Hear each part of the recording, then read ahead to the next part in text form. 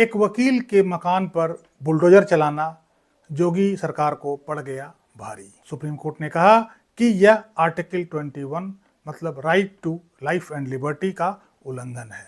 Supreme court ने आदेश दिया कि इनके मकान को दोबारा से रिकंस्ट्रक्ट करके सरकार देगी और वो भी सरकारी खर्चे पर।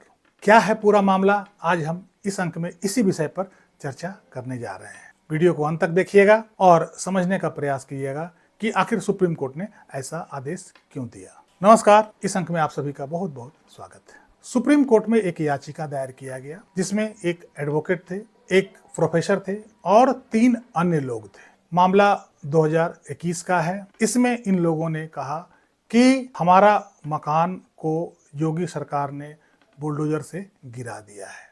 हम कोई आतंकवादी नहीं हैं, हम लोग लॉ अबाइडिंग सिटीजन हैं। इसके बावजूद भी चूंकि उन्हें ऐसा लगा कि हमारा संबंध अतीक अहमद से है, जो कि यूपी के एक नामी गैंगस्टर हुआ करता था, और इस कारण से हम लोगों का मकान बुलडोजर से गिरा दिया गया। मकान गिराने से पहले हम लोगों को समय नहीं दिया गया। शनिवार रात में हम लोगों के मकान के बाहर नोटिस चिपका दिया गया और रविवार सुबह सारे मकान को बुलडोजर से गिरा दिया गया। यह पूरी तरह से article 21 right to life and liberty का उल्लंघन है और सरकार को इसका मुआवजा देना होगा। यह कंटेंशन था पिटिशनर की ओर से, याचिकाकर्ता की ओर से। चूंकि पिछले साल सुप्रीम कोर्ट ने बुलडोजर जस्टिस को गलत ठहराया था और डिमोलिशन पर कुछ रूलिंग या गाइडलाइन जारी किया था। सुप्रीम कोर्ट ने कहा था कि किसी भी व्यक्ति का मकान केवल उसके अपराधी होने या आरोपी होने से नहीं गिराया जा सकता है। इसके अलावा यदि किसी का मकान गिराया जाता है या डिमोलिश किया जाता है तो उसमें प्रॉपर प्रोसीजर ऑफ लॉ को फॉलो करना आवश्यक है। इसी को ध्यान में रखते हुए ऑनरेबल सुप्रीम कोर्ट ने योगी सरकार मतलब यूपी सरकार को यह आदेश दिया कि इन 5 के मकान को रिकंस्ट्रक्ट करके देना होगा और वो भी सरकारी खर्चे पर। सुप्रीम कोर्ट ने इस पर कड़ा रुख अपनाया और कहा कि यह सरकार की मनमानी है और यह किसी भी कीमत पर मान्य नहीं होगी। हालांकि कोर्ट में उपस्थित अटॉर्नी जनरल साहब ने कहा कि चूंकि इससे संबंधित एक मामला इलाहाबाद हाई कोर्ट में चला था और उसे इलाहाबाद हाई कोर्ट ने डिसमिस कर दिया था, तो यदि इलाहाबाद हाई कोर्ट उस पिटीशन को डिसमिस किया था तो कुछ ना कुछ ग्राउंड तो जरूर होगा। इसलिए इस मैटर को इलाहाबाद हाई कोर्ट में ट्रांसफर कर देना चाहिए ताकि मामले की सही ढंग से सुनवाई हो सके।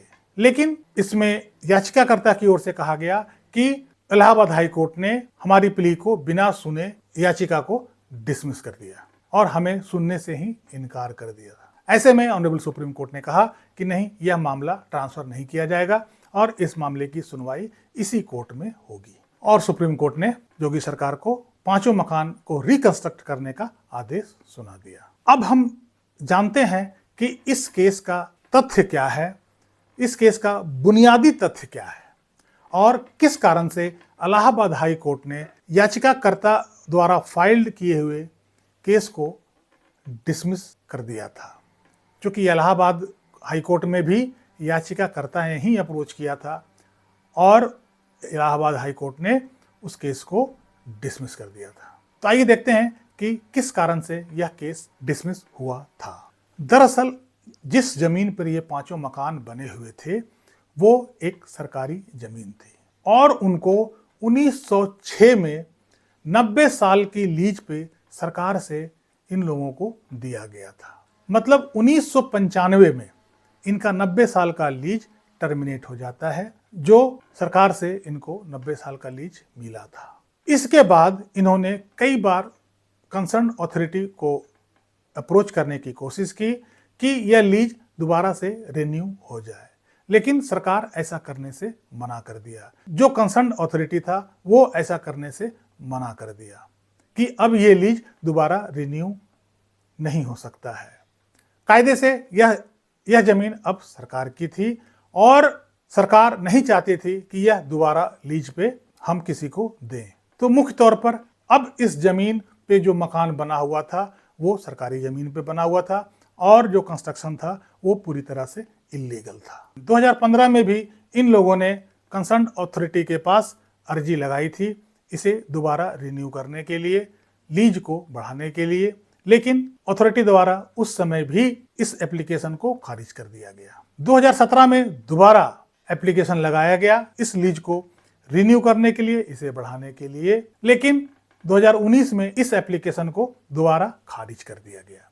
इसके बाद इन्होंने हाई कोर्ट में पिटीशन लगाया। हाई कोर्ट भी सरकार को और इनकी पक्ष सुनने के बाद इस केस को मेरिट पर डिसमिस कर दिया कि यदि सरकार नहीं चाहती है लीज बढ़ाना तो वो उसकी मर्जी है और ये जमीन आपको खाली करना होगा। अब इससे अर्थ ये निकलता है कि जो याचिका करता है उनका मकान सरकारी जमीन पर बना हुआ था और उनको पहले से पता था कि अब इसका लीज नहीं बढ़ सकता है, उन्हें अब इसे खाली ही करना पड़ेगा। ऐसे में 2021 में सरकार इन लोगों को नोटिस देती है और उसके बाद बुलडोजर से इनके मकान को गिरा देती है। मुझे नहीं लगता है कि इनको सफिशिएंट टाइम नहीं दिया गया। ये 25 साल से उस जमीन पर इल्लीगल रूप से बसे हुए थे। उस जमीन का लीज 1995 में ही समाप्त हो गया था। उसके बाद लगातार इनकी अर्जी को खारिज कर दिया गया। इसका मतलब यह है कि वो जमीन सरकार के कब्जे में होना चाहिए और उस जमीन पर उन लोगों का अवैध रूप से कब्जा था। दरअसल सुप्रीम कोर्ट में इन बातों को नहीं उठाया गया, इसलिए इस केस में सारी तथ्यों के साथ सुप्रीम कोर्ट में सरकार की ओर से रिटन आर्गुमेंट फाइल किया गया है और उसमें इन सारी बातों का जिक्र किया गया है। सुप्रीम कोर्ट ने इस तथ्य को देखते हुए केस की पुनः सुनवाई के लिए 21 मार्च का दिन तय कर लिया है और इस पर दोबारा सुनवाई 21 मार्च को होगी। Zulfikar Haider versus state of UP, SLP 6466/2021 और केस की सुनवाई कर रहे थे जस्टिस अभय S ओका और जस्टिस N कोटेश्वर सिंह। इस अंक में यहीं तक। कैसी लगी ये जानकारी कमेंट बॉक्स में जरूर लिखिएगा। वीडियो को लाइक कीजिएगा, चैनल को सब्सक्राइब कीजिएगा। मिलते हैं अगले अंक में, तब तक के लिए जय हिंद, वंदे मातरम।